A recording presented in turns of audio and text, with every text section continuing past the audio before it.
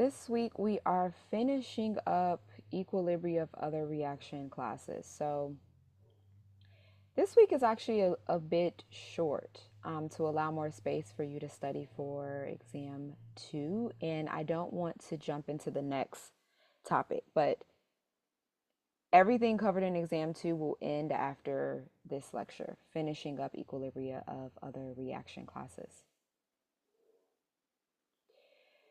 Okay, so we talked about when we looked at acid-base chemistry, we introduced this Bronsted-Lowry model. This is a model of how we define acids and bases, right? And remember, we defined an acid as a molecule that could donate a proton, and then a base as a molecule that can accept a proton.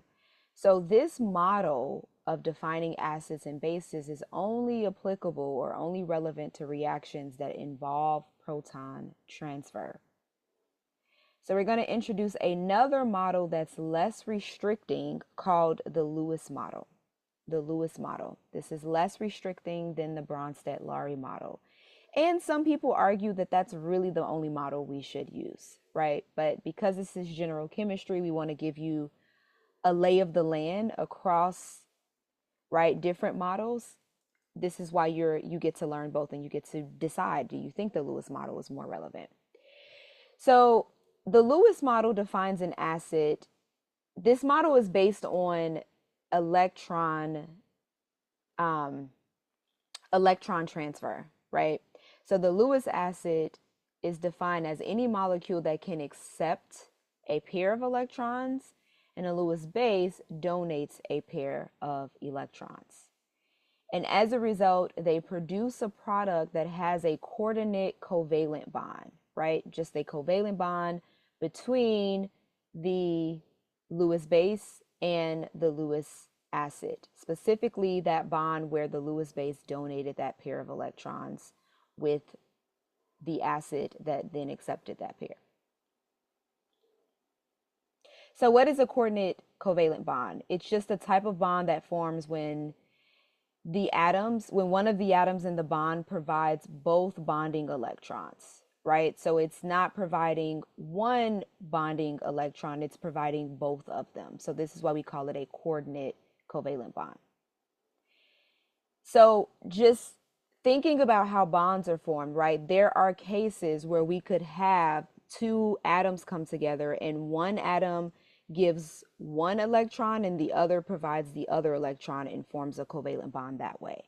So the difference here with a coordinate covalent bond is that just one atom is providing both electrons that creates this bond between the acid and the base.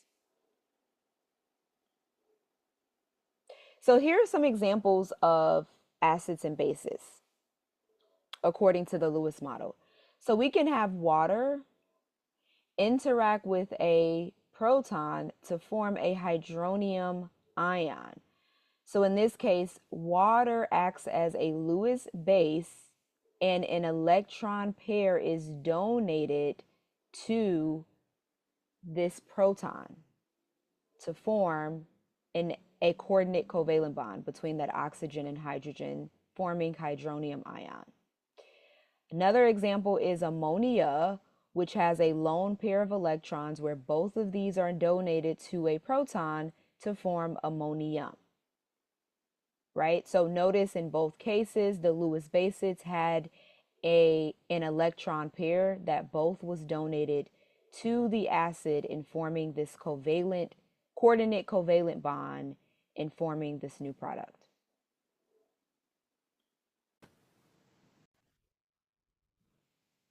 All right, let me re-share.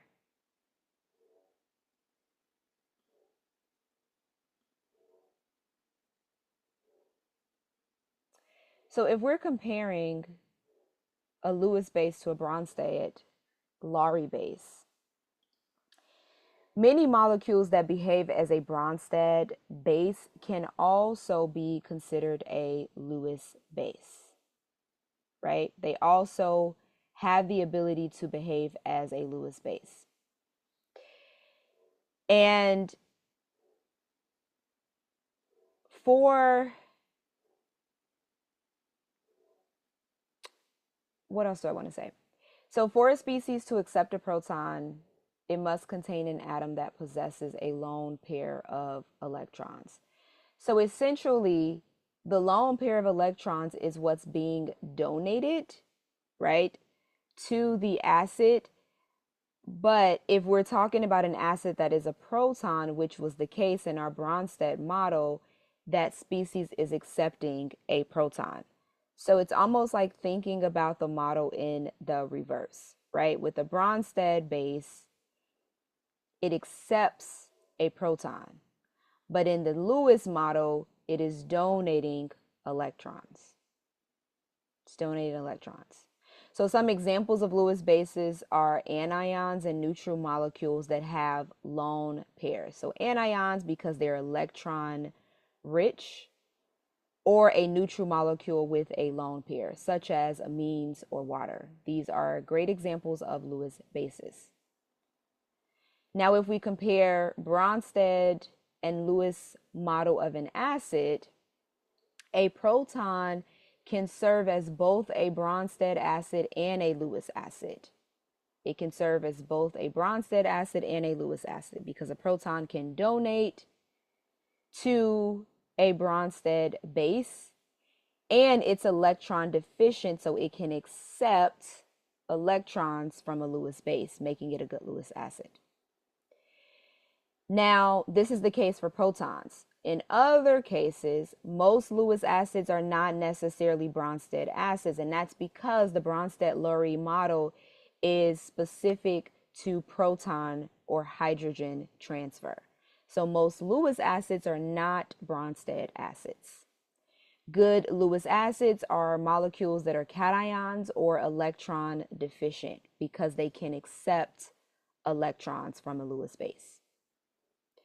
So you can see how the Lewis model expands the number of molecules that can be considered acids, right? Because we are now not limited by this proton transfer. It's more about electron transfer, and electron transfer is involved in there's electrons in all molecules, right? Chemicals. So now we've opened up and expanded our definition of acids. And this is the argument for why many feel that the Lewis model is a better model for defining acids and bases.